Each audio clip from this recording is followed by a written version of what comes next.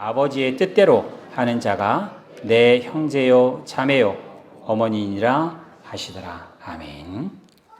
오늘 이 마태복음 12장으로 제목을 하나님의 뜻대로 하는 자라는 제목을 함께 말씀을 나눕니다. 사실 이 본문만으로 봤을 때는 상당히 입장이 난처합니다. 예수님의 어머니도 오고 또 동생들도 또 여기 다른 본문을 보면 친척들도 함께 온 것 같아요.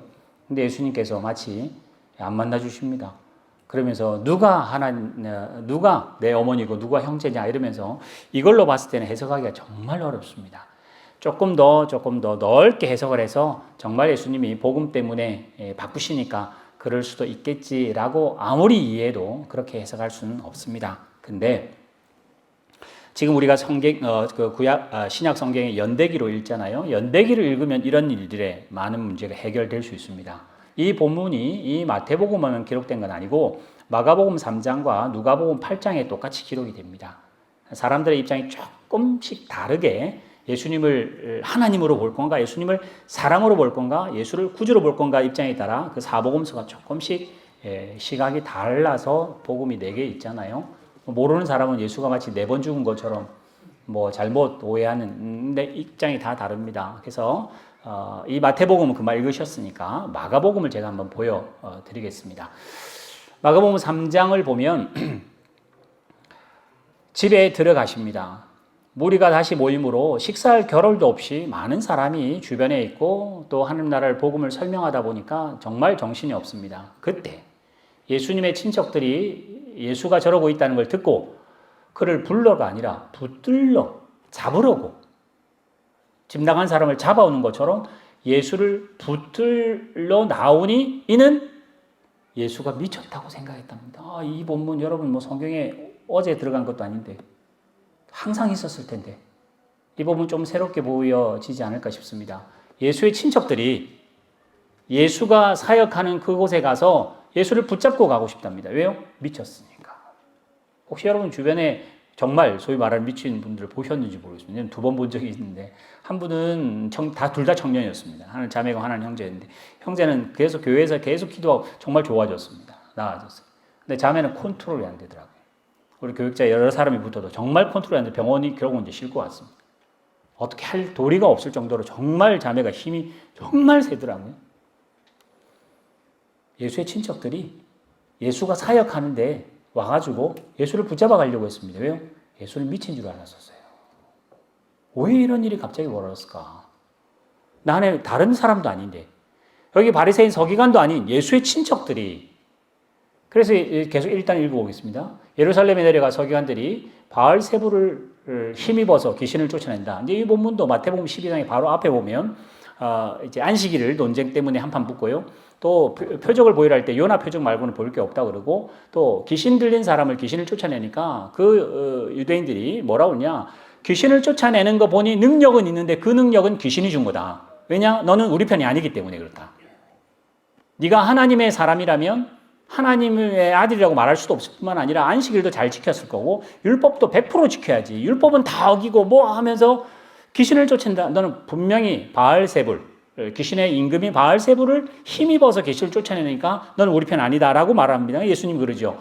귀신이 귀신을 쫓아내면 귀신 나라가 쓰겠느냐? 그럴 수는 없다. 강한 자를 결박하고 나서야 그 나라를 잡을 수 있는데 이러면서 예수님이 이제 변론을 하세요. 그게 금방 읽었던 마태복음 12장 바로 앞부분입니다.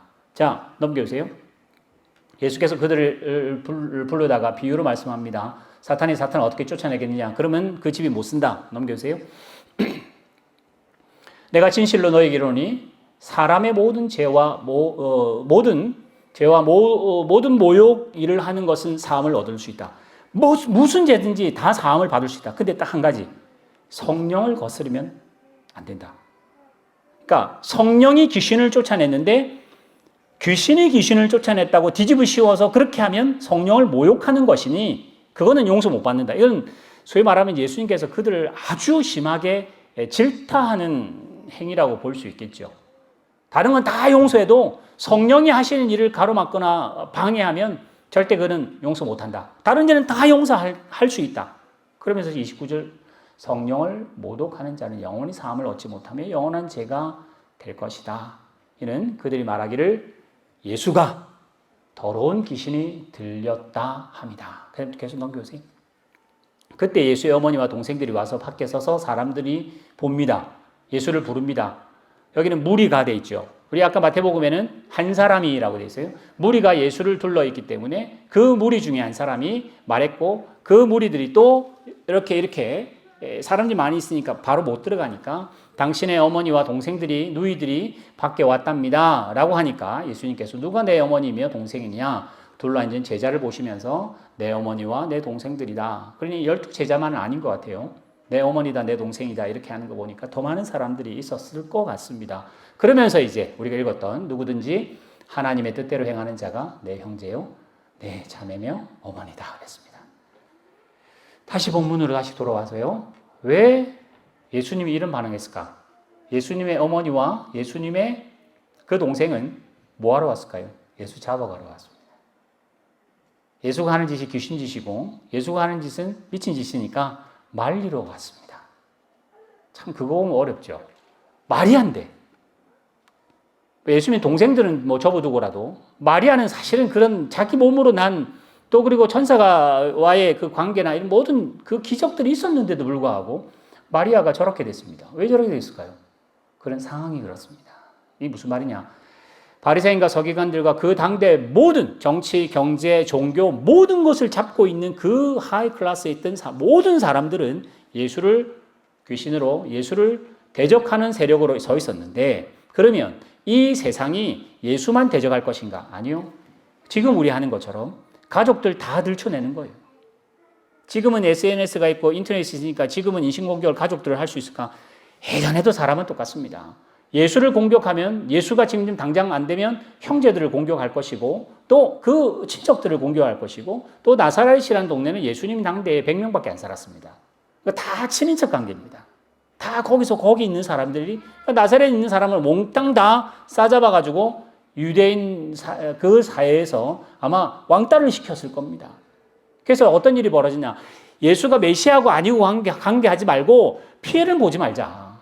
왜 이렇게 미친 짓을 하냐. 네가 이렇게 하니까 우리가 힘들다. 그러니 적당히 하자. 예수에게 그렇게 타협을 하는 거죠. 너무 그렇게 이 바리새인 서기관들 그렇게 박살내고 독사의 자식들아 사실은 이 본문에 나와요. 악한 세대 나오고 막 이러거든요.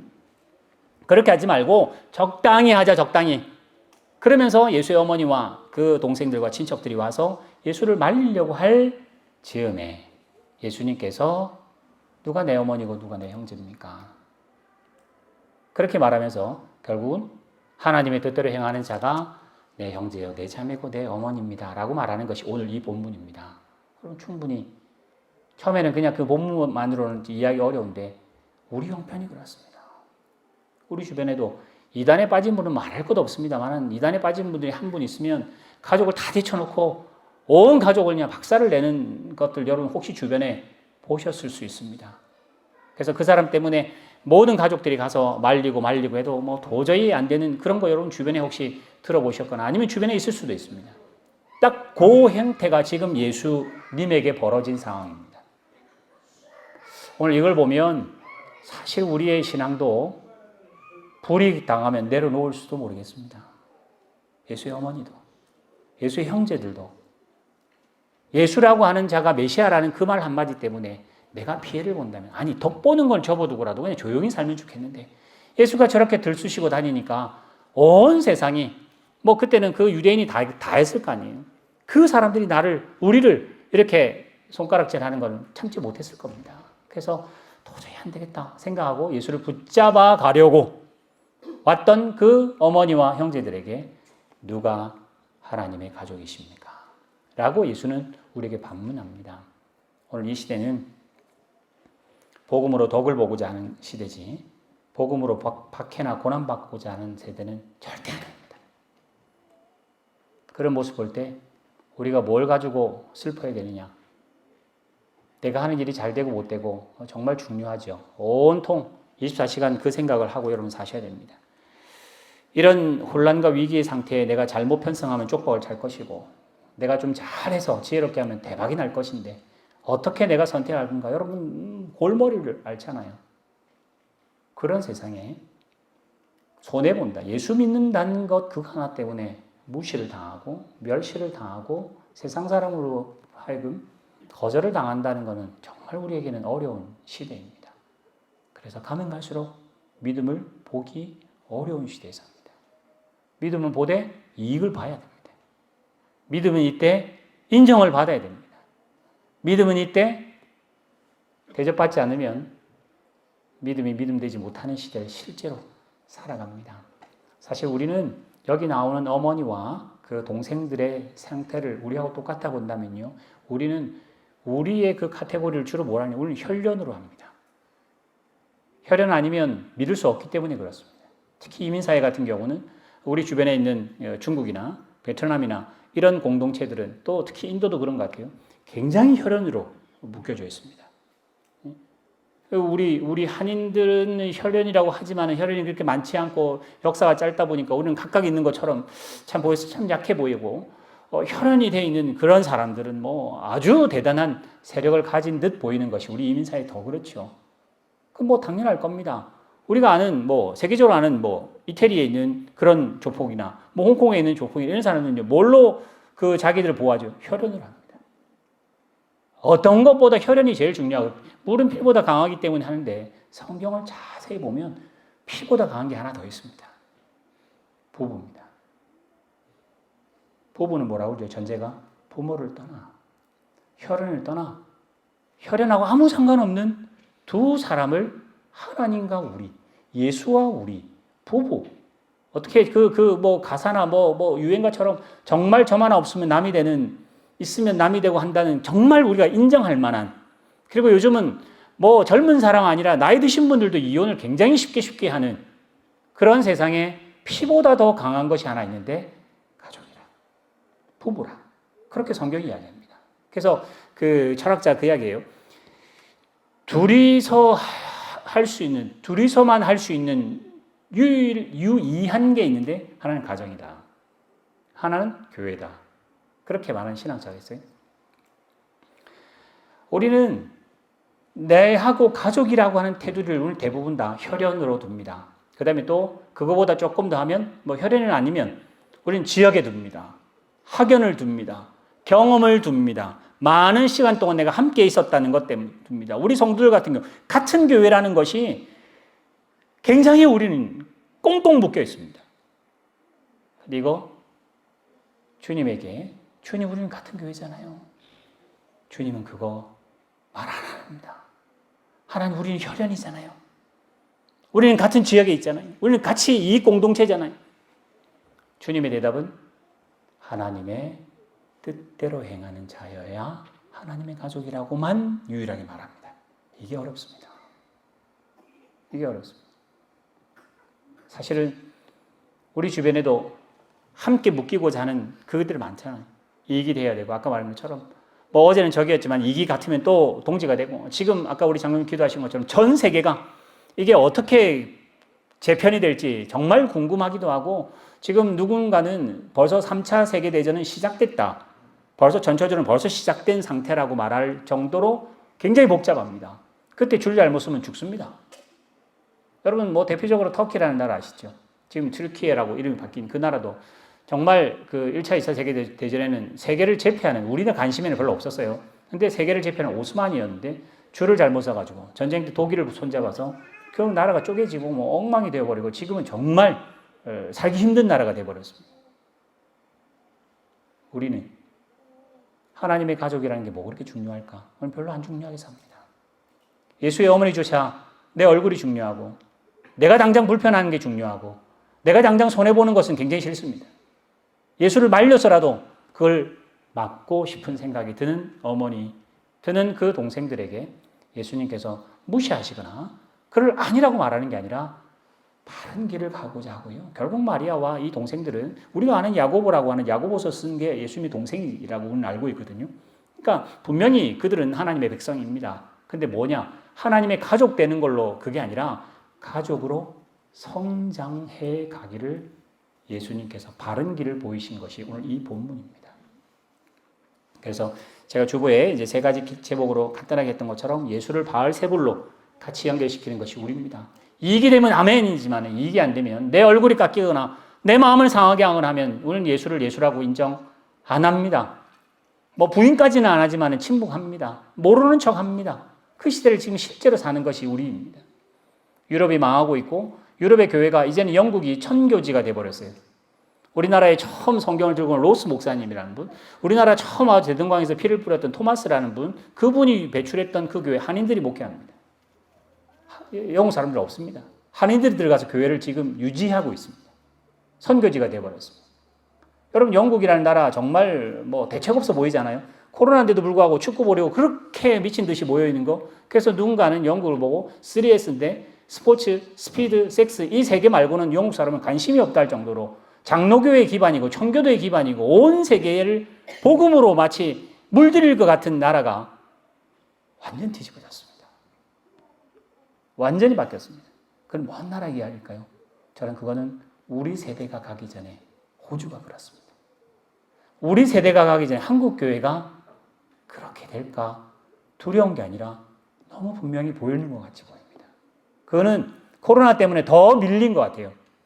코로나 없었으면 한 30년 연장될 거를 코로나 때문에 한 3년 확 더 빨리 온 것처럼 굉장히 가속이 되면서 내 목숨 하나 사는 일에 모든 것을 거는 시대에 삽니다. 오늘 이때 예수님께서 우리에게 대답하세요. 혈연으로 살 것도 아니요 이익으로 살 것도 아니라 하나님의 뜻대로 행하는 자여야 하나님의 가족이다. 그러면 이걸 극명하게 말해서 하나님 뜻대로 안 하면 다 탈락인가? 그게 아니라 그랬죠. 그는 어머니입니다. 그는 동생입니다.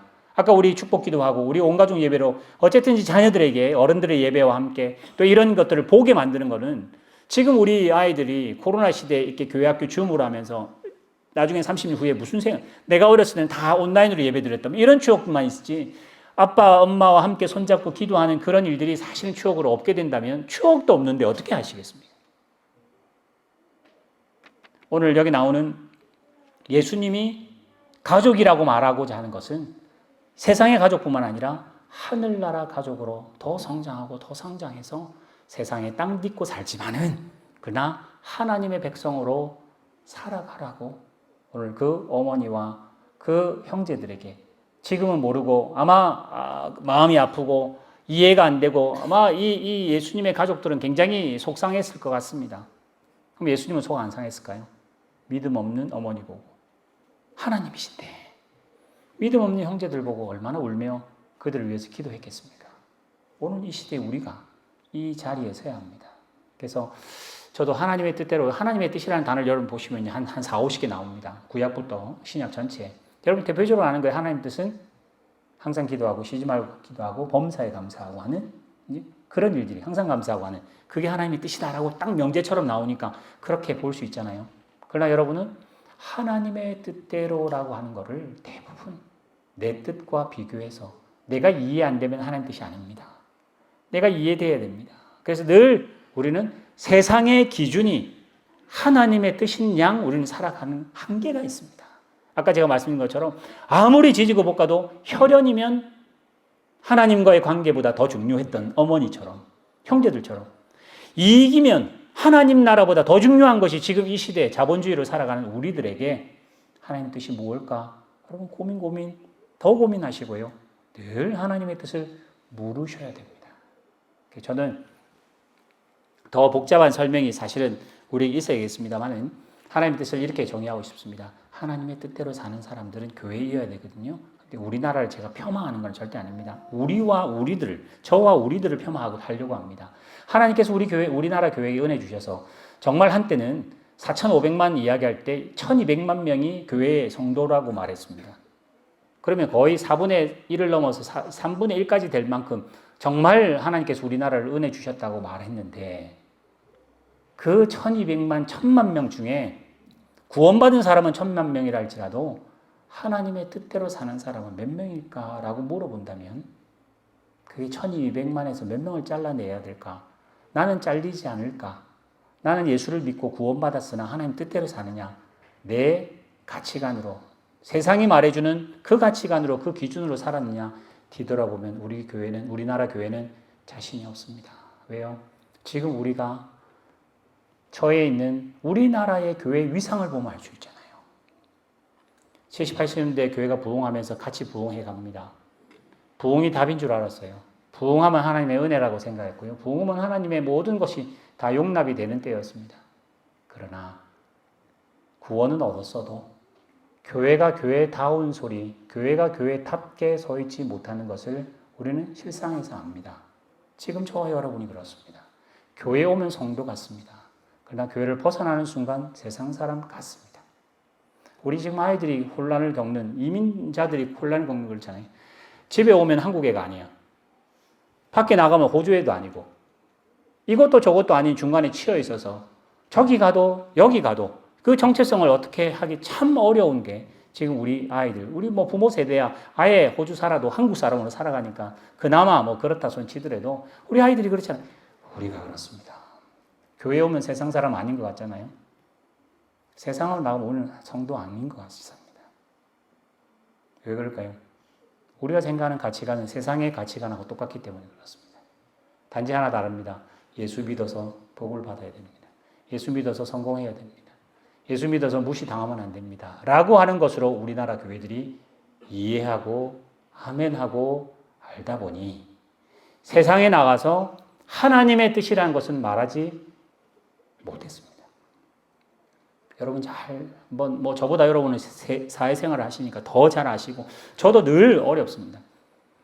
정직한 거 정말 어렵습니다. 우리 얼마 전에 골프하는 어떤 여자 선수가 19인가 20개 정말 잘한다고 막 하고 남자만큼 나가고 하여튼 우승한 여자애가 있었는데 걔가 자기 볼 아닌데 그 볼이라고 말을 해가지고 지금 영구 제명이 될지 해서 3년 뭐 제명된 걸 제가 알아요. 그러니까 차에 쳤는데 엉뚱한 데 갔습니다. 엉뚱한 데 가서 공을 찾았는데 자기가 찾았다는 거죠. 찾아서 그걸 쳤는데 보니 그 공은 아니었던 거예요. 그래서 쳐서 하여튼 캐디가 자기 공으로 바꿨죠. 원래 선수들은 딱 자기가 정한 공 말고는 치면 절대 안 되거든요. 그리고 또 여러분 골프 잘 아시는 것처럼 골프는 심판이 없습니다. 왜 심판이 없을까요? 자기가 알아서 정직하게 해야 되는 운동입니다. 근데 아무도 안 보면요. 그 정직이 참 어렵습니다. 여러분 세상에 나가서 굉장히 정직하게 살아보세요. 세상에 박수 칩니까? 무시합니다. 쟤는 융통성이 없어. 정직하게 살아보세요. 세상이 대접합니까? 무시합니다. 하나님의 뜻대로 살아보십시오. 여러분이 이해하시는 성경에서 배운 교회에서 예배할 때 쓰는 그 하나님의 뜻을 세상에 나와 살아보세요. 세상은 미쳤다고 할 겁니다. 왜 저러냐고, 왜 분위기 있겠냐고. 그런 세상을 살다 보니 우리도 모르게 교회에 오면 신자로, 세상에 나가면 세상 사람으로 살아야만 하는 것으로 처음에는 안 그랬죠. 근데 점점 살다 보니까 그렇게 타협이 되더라고요. 그러다 보니까 우리 교회도 타협이 됩니다. 우리 교회가 부흥을 안 하고 사람들 눈에 중요한 교회를 안 보이면 무시당하는 것 같고 교회가 뭔가를 해야 되지 않냐. 교회는 하나님의 뜻을 행하는 곳이고 뜻을 배우는 곳으로 망하게 하시면 그 망하게 하는 자리가 하나님의 뜻이니 주의 뜻을 이루시옵소서라고 죽어야 하는 게 초대교회 성도들입니다. 우리는 초대교회 하면 너무 환상이 있습니다. 그들 날마다 모이고 성령이 감동하고 퍽 했잖아요. 그 오순절 딱 지나고 싹 없어집니다. 그들이 어디로 갔을까요? 성경은 바울을만 쫓아갑니다. 그러니까 정작 있었던 그 베드로와 물론 베드로 로마 갑니다만은 야고보, 그 예수님의 형이나 이런 사람들은 온데간데 다 없어집니다. 죽었다가 살아났던 마리아, 마르다, 나사로는 어디 갔을까요? 그들은 그렇게 은혜 받던 그 3,000명, 5,000명 돌아왔던 사람 도대체 어디 있을까요? 우리는 대부분 보면 성공의 기준으로 초대교회를 보려고 합니다. 설교 한 편 잘하니까 3,000명이 돌아와요. 그런 일이 성령이 임하시면, 아니요, 성령이 임하면요, 매 맞습니다. 초대교회 사람은 성령이 임하시면 욕먹었습니다. 성령이 임하시면 죽었습니다. 우리는 그건 싫습니다. 그건 안 보고 싶습니다. 그래서 늘 초대교회를 돌아가자 말하면서 부흥만 외치지 초대교회 성도들이 하나님의 뜻대로 말하고 하나님의 뜻대로 맡고 베드로와 요한이 성전 미문에 있는 그 안전뱅이를 고쳤습니다. 그 많은 사람들이 불렀습니다. 너 왜 이러냐? 안식일에 이런 거 하면 되냐? 막 야단치고 보냅니다. 다시는 예수 이름으로 말하지 말라. 그러고 나갔는데 또 말합니다. 그러니까 다시 잡아옵니다. 그러면서 너 하지 말라는데 왜 그러냐니까 베드로가 하는 말이 사람 말을 듣는 것이 좋으냐? 하나님 말을 듣는 것이 옳으냐? 합니다. 그러니까 그 사람이 그래 하나님 말 아니요. 죽여버리려고 합니다. 죽이려고 하니까 누구죠? 가말리엘인가? 그 사람이 말리잖아요. 하나님의 일이면 우리가 방해하는 될 것이고 하나님이 아니면 사그러들 거니까 그 사람 손대지 말자. 그리고 어떻게 하냐? 시큰 때리고 보냅니다. 하나님의 뜻대로 했더니 맞았습니다. 하나님의 뜻대로 했더니 죽었습니다. 그런데 그 순교의 피가 우리의 신앙입니다.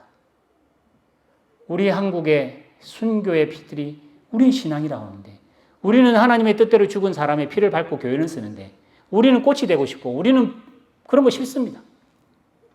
하나님의 뜻대로 우리는 나음을 받았는데 우리는 세상 사람으로 살고 싶습니다. 그래서 어떻게 하냐? 죽기 바로 직전에 아멘하고 그냥 용서하면 되지 않을까? 그러면 천국 갈긴 할 겁니다.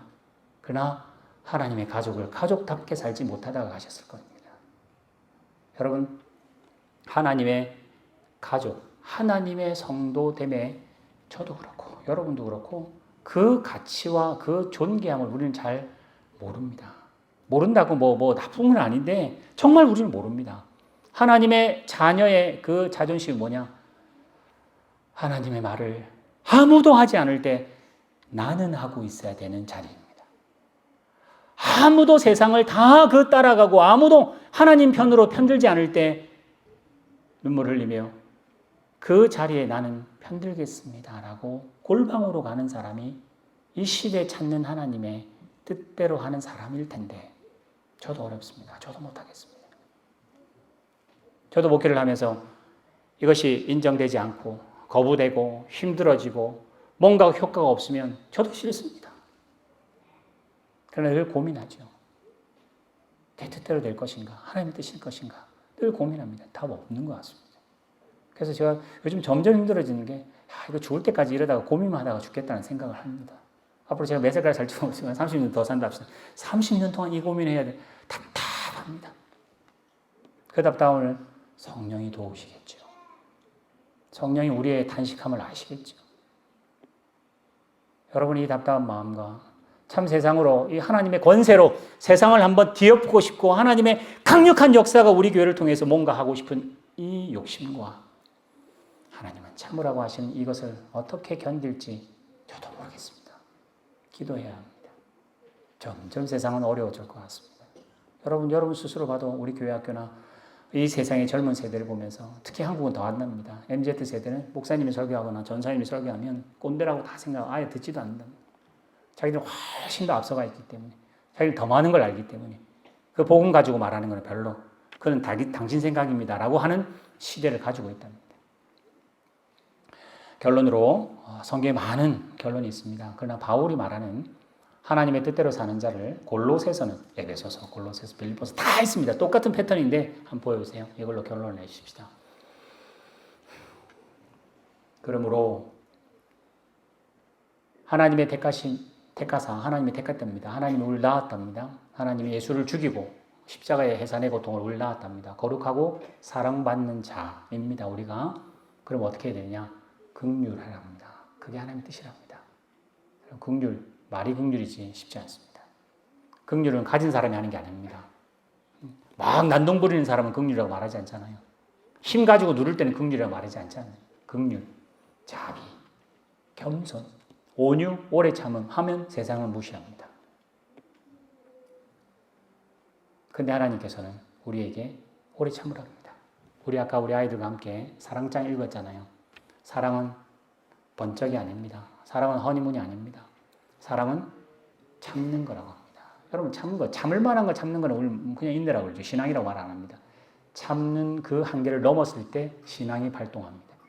여러분 인격적으로 또 정서적으로는 굉장히 잘 참으시는 분이기 때문에 참는 게 신앙이냐? 그거는 그냥 참는 겁니다. 그러나 그것을 넘었을 때 신앙이 발동할 텐데 그게 사랑이라고 합니다. 오래 참고 온유하고 겸손하게 말하고 또 누가 누구에게 불만이 있거든. 불만이 있죠.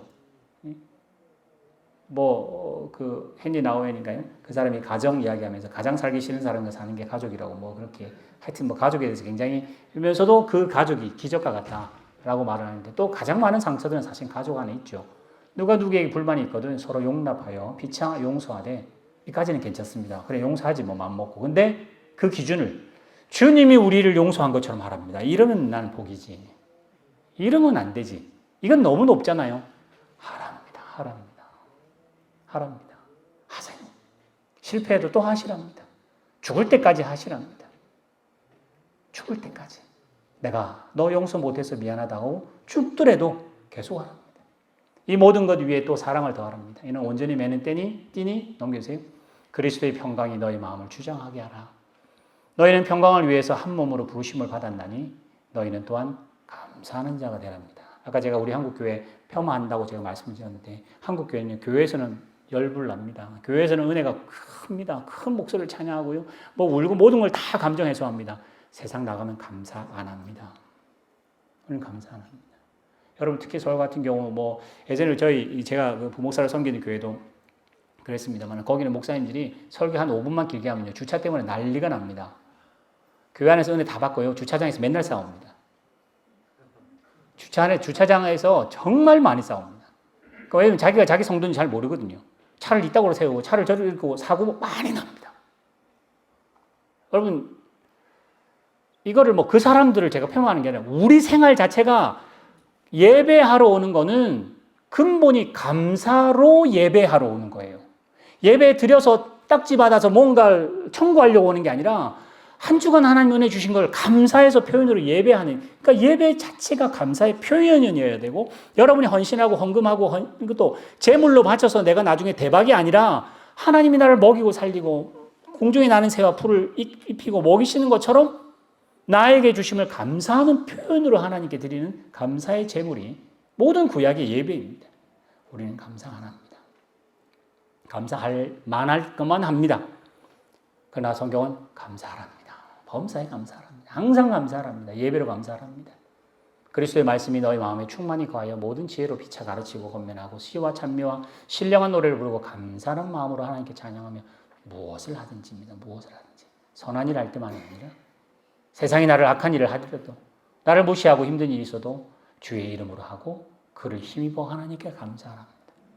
여러분 잘 아시는 것처럼 마태복음 7장에 주여 하고 귀신을 쫓아내고 선지자 노릇하고 권능을 베푸는 자 주님께서 모르겠다 하셨잖아요. 우리는 그거 아무 못하잖아요. 우리는 선지자 아니잖아요. 우리는 귀신도 못 쫓아내잖아요. 우리는 권능 있나요? 성령 은사 뭐 대단하신가요? 그것도 안 되는데 하나님의 뜻은 뭡니다. 오늘 하나님의 뜻 한 주간 내내 묵상하십시오. 그럼 뭐가 나올까? 성질 한 번 더 죽이세요. 내 입에서 나쁜 말, 단어를 죽이려고 생각하세요. 나는 이 단어 쓰면 그 사람을 아프게 할 때, 대부분 부부싸움 할 때 막 내가 무슨 말 해 저 마음에 못을 박지.